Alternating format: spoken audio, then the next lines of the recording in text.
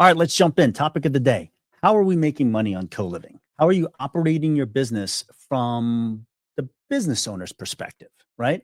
So let's talk about it. In previous years, when the booking fee structure, working on a platform like PadSplit, when it was just 12%, and they just charged you 12% of every dollar collected. The core business, if you thought about it, it was an occupancy-based business. It didn't really matter how long they stayed. You were just going to pay 12% of every dollar collected. Your profit margin was predicated on how many people could move into the house and book. Just over a year ago, PadSplit changed the fee structure. So now the model changed significantly. So the way the booking structure works is for every booking that PadSplit brings to you, if you didn't recruit the member or whatever the case may be, but the platform sent somebody over and it was a booking request that came through them, they keep the first 10 days of every single booking. If this person moves out in 8 months and another person moves in, the next 10 days goes to the platform. That's the customer acquisition cost. So just call it a booking fee. So if you're not factoring that into your underwriting for a property, it's really hard to just understand how you're going to make money. The transition that operators need to make is our business is not really predicated on occupancy as the driving force for profitability. What the driving force for profitability and the North Stars for your co-living business needs to be tenure. If you can move members into your house and the right member, the quality member, whatever the case may be, whatever process you're doing, standard operating procedure, which I'm a huge fan of. If you don't have SOPs and you don't have a standard operating procedure for how your listings are put out there or how you approve and move members in, you're going to have a hard time being successful consistently. Moving forward, understanding the booking fee structure. If I'm going to pay the first 10 days of every booking, so simple math, if your room costs $210, divide by 7, $30 every single day, multiply by 10 days, it's going to cost you $300. The first $300 collected is going to go to PadSplit as a booking fee. That means that the business we're really in terms of driving profitability, it's all about tenure. If you have a